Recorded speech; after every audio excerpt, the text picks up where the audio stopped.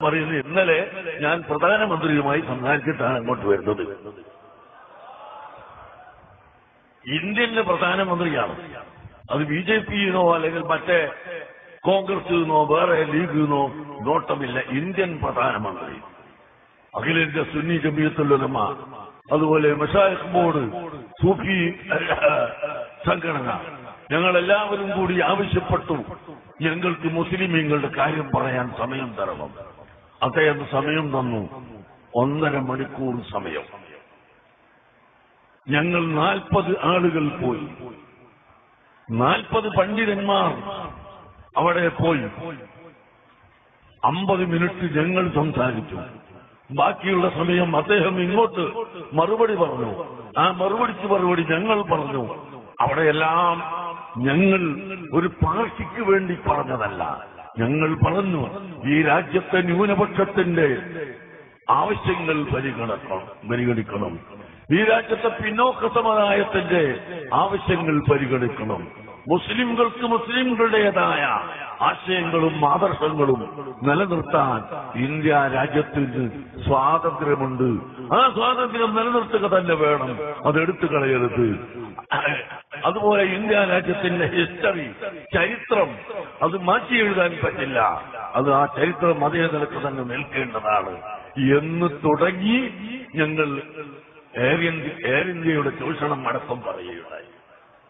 Air India ചൂഷണം ചെയ്യുന്നത് European നാട്ടിൽ പോകാൻ 45,000 രൂപ, ദുബായ് പോകാൻ 60,000 രൂപ, സൗദി പോകാൻ 80,000 രൂപ.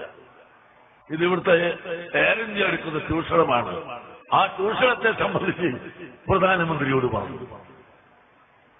ഞാൻ പറയുന്നത്, നമ്മളിവിടെ ഭൗതികമായി ജീവിക്കുമ്പോൾ ഭൗതിക ലോകത്ത് നിയമത്തിന്റെ ചട്ടക്കൂട്ടിൽ നിന്നുകൊണ്ട് ജീവിക്കണം. ആ നിയമം കയ്യിലെടുത്തുകൊണ്ട് ജീവിക്കാൻ പാടില്ല, പ്രവർത്തിക്കാൻ പാടില്ല.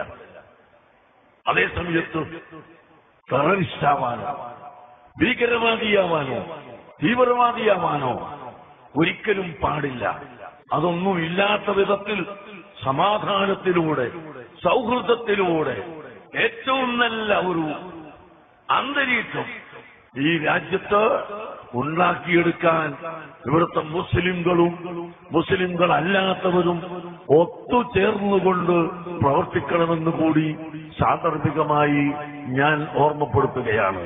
ഭർത്താവില്ലാത്ത പെൺകുട്ടികളെ വിവാഹം കഴിച്ചു കൊടുക്കുന്നവരെ സംബന്ധിച്ച് മുഹമ്മദ് റസൂലുള്ളാഹി സ്വല്ലല്ലാഹു അലൈഹി വസല്ലമ തങ്ങൾ നമ്മെ പഠിപ്പിച്ചത് രാത്രി മുഴുവനും തഹജ്ജുദ് നിസ്കരിക്കുകയും പകൽ മുഴുവനും നോമ്പ് നോക്കുകയും ചെയ്യുന്ന ഒരു വലിയ സാലിഹായ അമൽ ചെയ്യുന്ന മനുഷ്യനെ പോലെയുള്ള പ്രവർത്തനമാണ് ഇത് ചെയ്യുന്നത് എന്നാണ് പഠിപ്പിച്ചിട്ടുള്ളത്. അതുകൊണ്ട് തീർച്ചയായും ഈ പ്രവർത്തനം നല്ല പ്രവർത്തനമാണ്. നിങ്ങളുടെ ഹൃദയത്തിൽ എപ്പോഴും ആ നല്ല ഉദ്ദേശമുണ്ടാവണം. മറ്റാരോടുമുള്ള വിദ്വേഷമോ വെറുപ്പുകളോ മറ്റ് സംഗതികളോ നമ്മുടെ ഹൃദയത്തിൽ വരാതെ പാവപ്പെട്ടവരോട് കരുണ ചെയ്യുന്ന ഒരു സമ്പ്രദായമാണ് എന്ന നിലക്ക് നിങ്ങളുടെ ഹൃദയത്തിൽ വേണമെന്ന് ഞാൻ ഉപദേശിക്കുകയാണ്. ഒറ്റവാക്ക് കൂടി പറഞ്ഞുകൊണ്ട് ഞാൻ അവസാനിപ്പിക്കുന്നു. ഇപ്പോൾ ഞാൻ ജാമിയ സഅദിയയിൽ മാസത്തിലൊരിക്കൽ അവിടെ കാസർഗോഡ് ജില്ലയിലെ പണ്ഡിതന്മാർക്ക് വേണ്ടി ഒരു ക്ലാസ് എടുക്കാൻ വരാറുണ്ട്. സഹീഹുൽ ബുഖാരിയുടെ ദർസ്, അത് ഇപ്പൊ ദർസ് നടത്തി വരികയാണ്. ആ ദർസിൽ തന്നെ നടത്തിയ ഇന്നത്തെ ഹദീസ്, നബി സല്ലല്ലാഹു അലൈഹി വസല്ലമ തങ്ങൾക്ക് വഹി ലഭിച്ചപ്പോൾ അവിടുന്ന് ആ വഹി ലഭിച്ചത് പൂർത്തീകരിക്കാൻ കഴിയുമോ, എന്താണ് എന്റെ ലക്ഷ്യം പൂർത്തീകരിക്കാൻ സാധിക്കുമോ എന്ന ചെറിയൊരു പരിഭ്രമം വന്നപ്പോൾ മഹദിയായ ഖദീജ റളിയല്ലാഹു അൻഹ പറഞ്ഞത്, വല്ലാഹി ലാ യുഖ്സീക അല്ലാഹു അബദാ, ഒരിക്കലും തങ്ങളെ അല്ലാഹു പരാജയപ്പെടുത്തൂല. ഓ ചെറുപ്പക്കാരെ, മഹറിന്റെ പ്രവർത്തകരെ, ഈ സദസ്സിൽ ഒരുമിച്ച് കൂടിയവരെ, എല്ലാവരോടും ഞാൻ ഓർമ്മപ്പെടുത്തുന്നു, നിങ്ങൾ പാവങ്ങളെ കാര്യം ശ്രദ്ധിക്കണം. വെറും നിക്കാഹ് ചെയ്തു കൊടുക്കൽ മാത്രമല്ല, നിങ്ങളെ വീട്ടിൽ വലിയ ഭക്ഷണം ഉണ്ടാക്കി കഴിക്കുമ്പോൾ അടുത്ത അയൽ വീട്ടുകാരൻ പട്ടിണി കിടക്കുന്നത് നിങ്ങൾ ശ്രദ്ധിക്കണം. ലാ തഹ്ഖിറന്ന ജാറത്തുൽ ജാറത്തിഹാ വലൗ ബിഫിർസിനി ശാത്ത്. നബി സല്ലല്ലാഹു അലൈഹി വസല്ലം തങ്ങൾ പറഞ്ഞു, നിങ്ങൾ ആട്ടുമാംസത്തിന്റെ കറി വെക്കുമ്പോൾ സ്ത്രീകളെ നിങ്ങൾ വെള്ളം വർദ്ധിപ്പിച്ച് വെക്കണം. അത് ആടിന്റെ കുളമ്പ് എടുത്തിട്ട് വെക്കുകയാണെങ്കിൽ പോലും നിങ്ങൾ അല്പമൊന്ന് വർദ്ധിപ്പിച്ച് വെച്ച് നിങ്ങളെ അയൽ വീട്ടുകാർക്ക് കൊടുത്തേക്കണം എന്ന് ലോകത്തിന്റെ നേതാവ് മുഹമ്മദ് റസൂലുള്ളാഹി സ്വല്ലല്ലാഹു അലൈഹി വസല്ലം തങ്ങൾ പഠിപ്പിച്ചു. അതാണ് പറയുന്നത്, അങ്ങയുടെ ദൗത്യം ഒരിക്കലും പരാജയപ്പെടുകയില്ല. എന്തുകൊണ്ട്?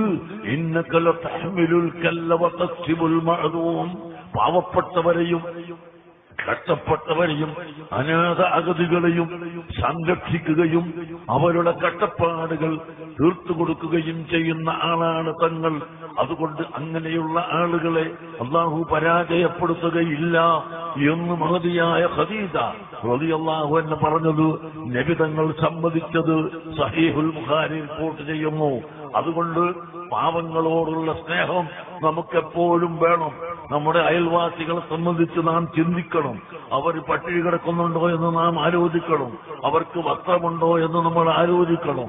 നിക്കാഹ് ചെയ്തു കൊടുക്കുന്നത് വലിയ നേട്ടമാണ്. അതോട് കൂടെ തന്നെ മറ്റുള്ള കാര്യങ്ങൾ കൂടി നിങ്ങൾ ചിന്തിക്കണം.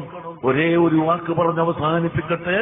നബി സല്ലല്ലാഹു അലൈഹി വസല്ലം തങ്ങൾ പറഞ്ഞു, ദരിദ്രൻ എന്ന് പറയുന്നത് പരസ്യമായി ഇറങ്ങി അങ്ങാടിയിലിറങ്ങി രാവിലെ മുതൽ വൈകുന്നേരം വരെ എല്ലാ പീടികയിലും കയറി തെറുത്തുഹുത്തമ്മത്തുവത്തം ഒരു കാരക്കയും 2 കാരക്കയും അല്ലെങ്കിൽ 5 പൈസ